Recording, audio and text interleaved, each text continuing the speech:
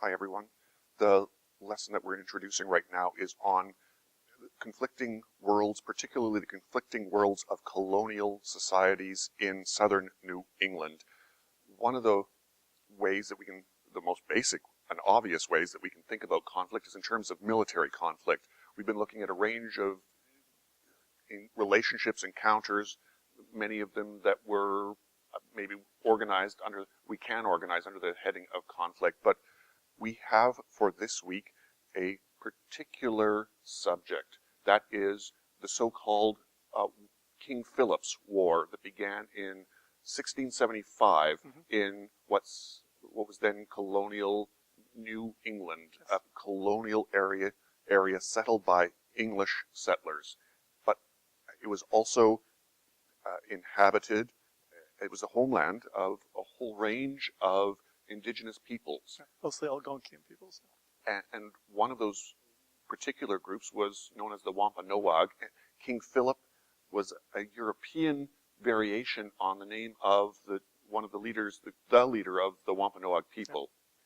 So King Philip's War, 1675, it's a war that I've learned about as a consequence of our work in this course, an incredibly destructive war.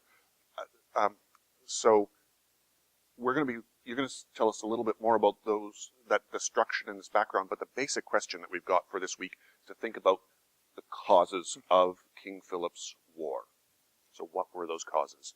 How destructive was this war, Danny? Oh. In just some general terms. Yeah. It's enormous. This is still fairly early. This is in the 1670s, 1680s. Yeah.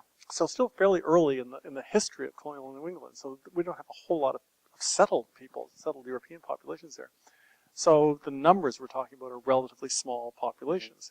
But the deaths in that relatively small population are enormous. So you're looking at approximately 9,000 deaths in a population of approximately 80,000 people, which, I don't know if this is factually correct, but it's got to be up there.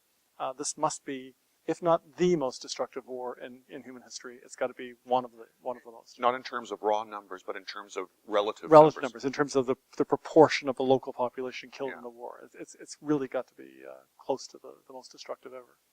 So you can see the kind of, in terms of just a major event in North American history. This is a major event in North American history. And it really comes at a kind of transition point in the emergence of the colonial societies in early North America. Virginia, founded in the early 17th century. Massachusetts, founded a couple years later in the early 17th century. Yeah. They've been growing, they've been developing. There's not massive flows of people going into these colonies, but they are developing. Yeah. Economies are developing. Farms, settlement, merchant activity is developing. But they haven't really pushed too far yet into the hinterland. We look at a map of colonial Massachusetts, we can see quite far inland, but that's not true. There's no real people there, no real settlers there. So by the hinterland, you mean the territories just beyond the coast? Beyond the settlement, the settled areas. The established. Yeah. Right. So of course those places are settled areas. These are being resettled by Europeans. But there are indigenous people there. The contested settlement. Exactly. And for part of the story, it's a relatively peaceful story. There's certainly conflicts, there's certainly small wars break out every once in a while, but broadly speaking, relative amounts of cooperation are taking part between these people. You're seeing trade beginning to emerge between the peoples and so on. So there's certainly some element of kind of peaceful coexistence happening here. And as we saw in past weeks, much of that is due to the simple depopulation of the area. These are weakened peoples confronting a stronger people. That's very much a part of that story. What weakened indigenous population. Yeah, encountering this new, revitalized, and militarily stronger European population. But what we're really seeing here is that frontier is pushing further and further into indigenous territory. Indigenous people are being pushed back. They're being pushed into other indigenous people's territories. Conflicts are emerging there. Yeah. The other thing to keep in mind, and we don't look at it very much this week, but the exact same story is happening in the north. France is settling in what is now modern-day Canada, along the shores of the St. Lawrence River. They too are pushing south towards New England. They too are pushing indigenous people south. And so again, there's a squeeze taking part there. A recipe for conflict on all kinds of fronts. So we already have Britain and France in conflict. We have conflicts amongst some of the indigenous people, and all of this is being stirred and aggravated by this expanding situation. So that transition point is really critical to understanding that story. So that's one thing we can look at, just to understand that general situation. We've got Britain, we've got France, we've got indigenous people, we've got three groups of people, and every one of them have little subsets amongst them. But we certainly have three groups of people that we can see in a kind of conflict over territory, in a kind of period of flux and movement and change. So that's kind of the general situation of that story.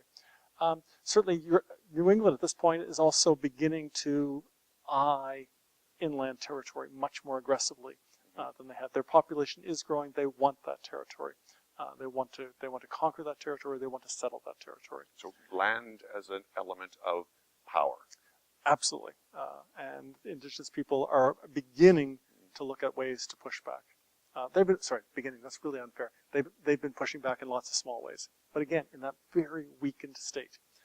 So certainly now they're at a point where they're seeing the costs of the accommodations they've made in the past, and they're realizing that those accommodations will be expected to continue, and they realize that if they continue to accommodate, they will lose. They will lose everything. So they need to push back. They need to try to recover some of the territory they've lost. So is this a good time to talk about the toolbox? Yeah. So you've been outlining some of the possible, the context for understanding or maybe approaching the basic question: what were the causes of King Philip's War? Again, as in most of the weeks in this course, we're going to be asking everyone in forum discussions to consider the primary source evidence as the foundation work, or that's what you should be looking at when you try to answer the question. Right. And in addition, as in the case with all the lessons for the third module, we want everyone not just to think historically about the primary sources, but also to try to do so while also thinking historiographically with the secondary sources. For this week, we have Daniel Mandel's, a selection from Daniel Mandel's book on King Philip's War. Mm-hmm. So when you are writing about the primary source evidence, think about how you might be able to agree with or modify in some way an observation or a key conclusion that Mandel draws in his chapter, and you do so with reference to one or more of the primary sources. Right. This is the basic steps that all historians take when working at a high level, and you get a chance to practice it this week. Yeah. Okay. It's a tough week. There's a lot of nastiness going on. It's our first kind of, there's lots of violence in this course. Money and power often involve violence. But this is one of those times when we're seeing an actual, real war breaking out, and this is a big one. So in addition to looking at perspective, obviously, and thinking about cause and consequence, we're looking, among other things, that we have to keep in mind that there's an ethical dimension to the interpretation that we have to do when looking at the primary sources. And so think about all the elements that we've learned about so far regarding historical thinking. Sounds good. Okay. Go read.